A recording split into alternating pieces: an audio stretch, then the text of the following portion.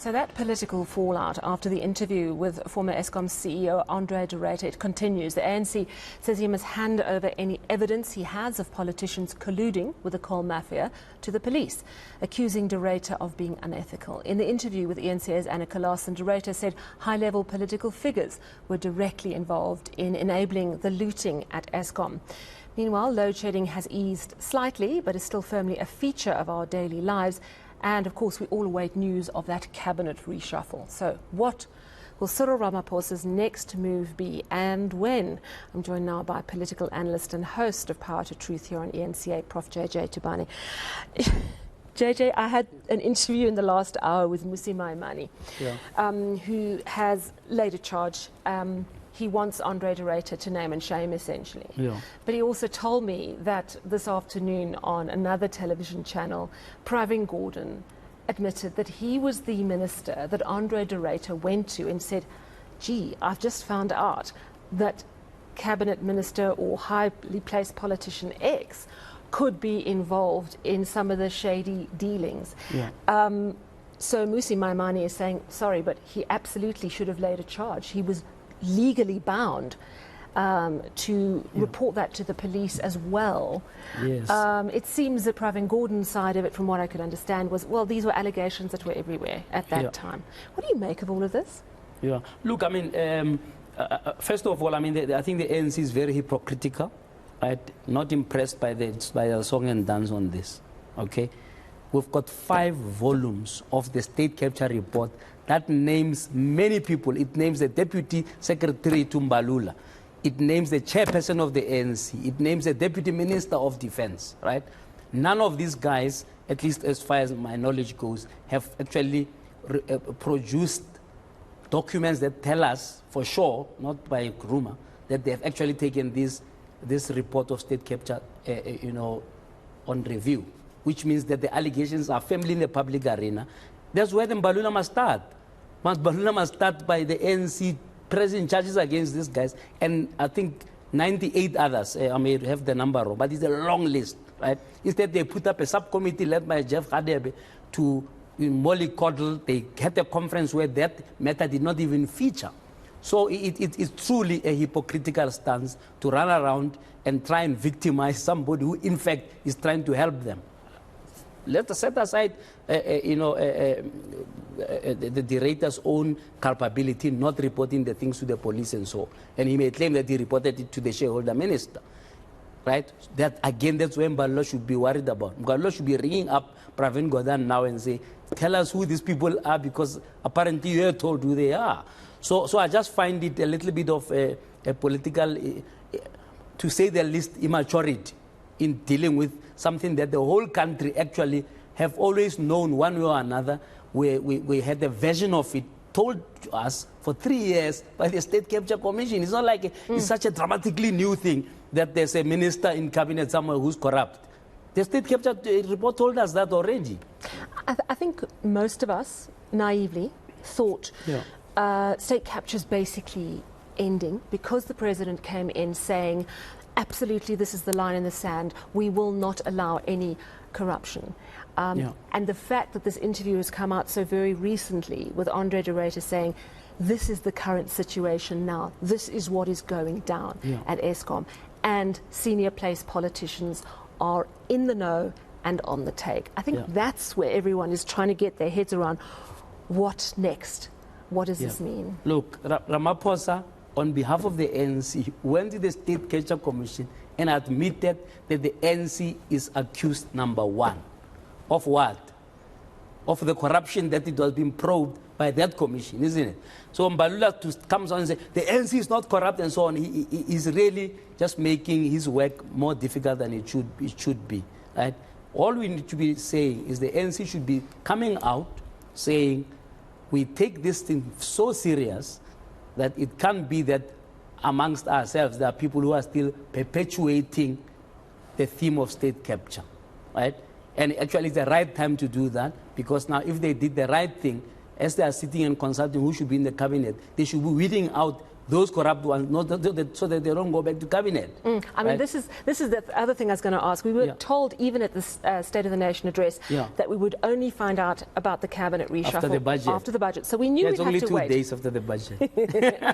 But we're still waiting, and it's a few days after the budget. Do you think that what's been happening around the De Ruyter interview and what Pravin Gordhan has said, do you think that that is giving the president pause and making him rethink, what do I do, who do I put into my cabinet? We know that he's been speaking to the Tripartite Alliance this weekend. Look, it's a big speculation always when it comes to cabinet reshuffles. Sure. But let's assume, right, and not too far from the truth, that Pravin Gordhan and Cyril Ramaphosa are very tight. What would that mean? That would mean that actually the president knows who these corrupt ministers are as we speak now. And Pravin would have wasted no time. If he was able to tell another TV channel that he told us today, he would have told the president by now that, by the way, these are the culprits.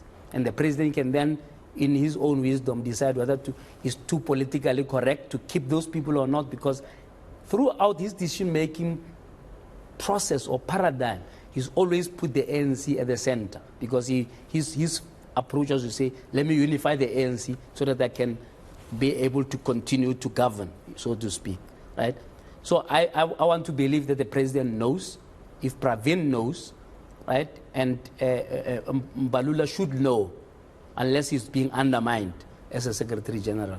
But I think after that interview, the person who should be around him for answers is less De Ruyter, but more Pravin Gordhan. Because De Ruyter can stand up and say, well, I told your minister, who's the shareholder minister, what do you want? You know, the fact that he didn't say it in the interview doesn't mean that he didn't say it to Pravin Gordhan. And that's why Pravin maybe is coming out to say, I'm the one who was told. That's already defending the De Ruyter, because he may claim that actually what the law requires of De Ruyter to report corruption and so on, he has done that. He told the shareholder minister. But Sally, we should not be distracted as well. Yeah.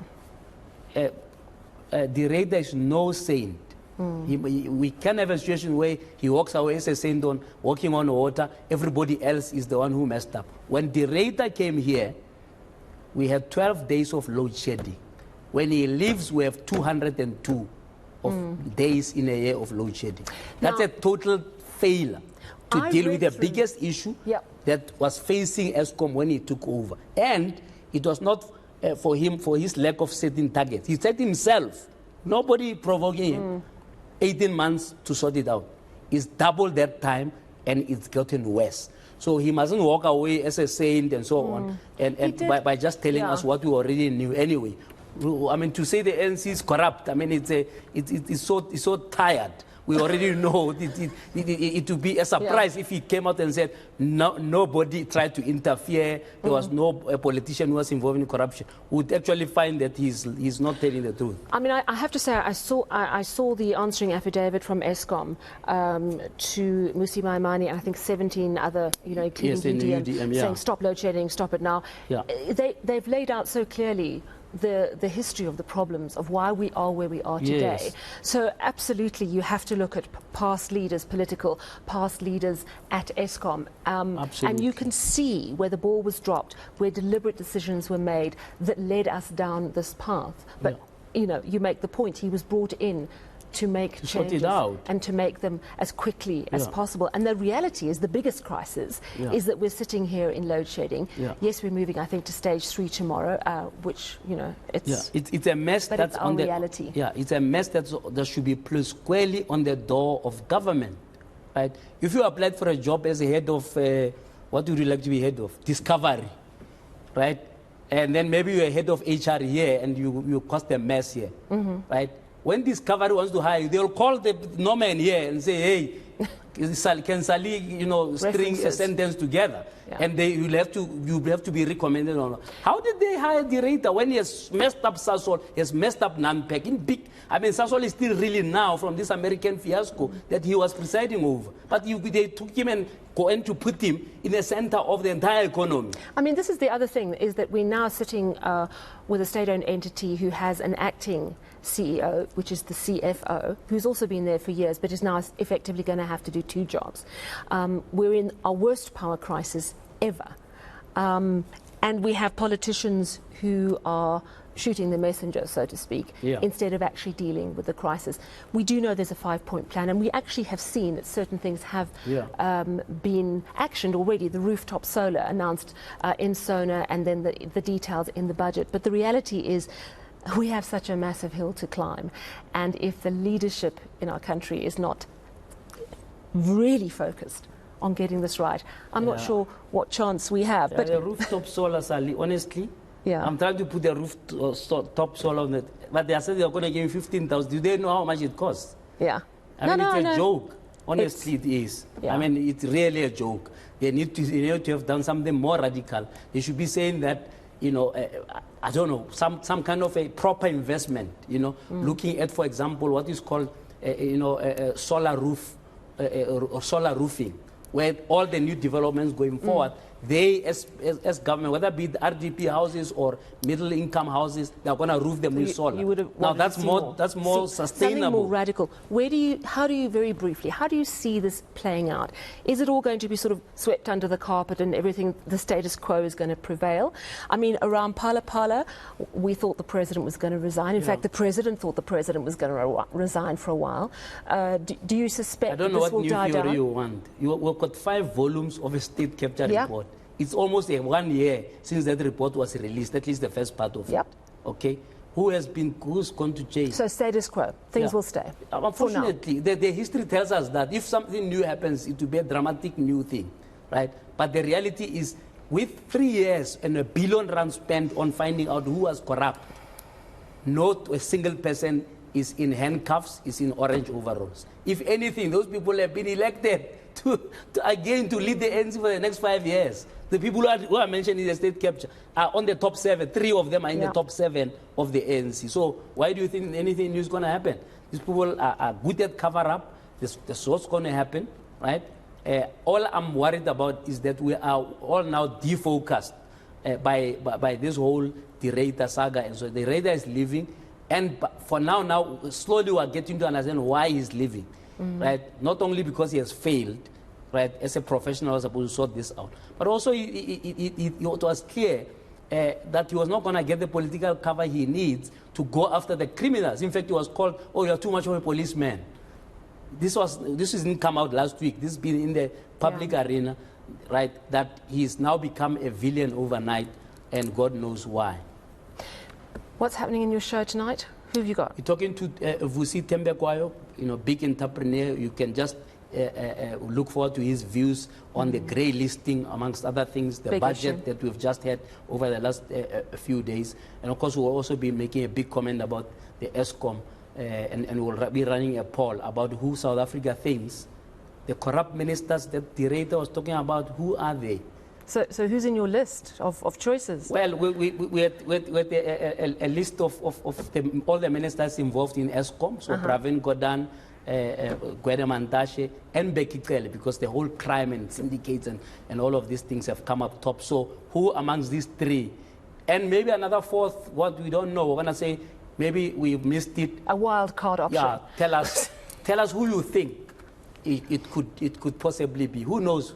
That can help the police to find out who it is. The days of our lives. Thank you very much, Professor JJ Tabane. Of course, his show's coming up at 8 o'clock tonight on eNCA. Do not miss it.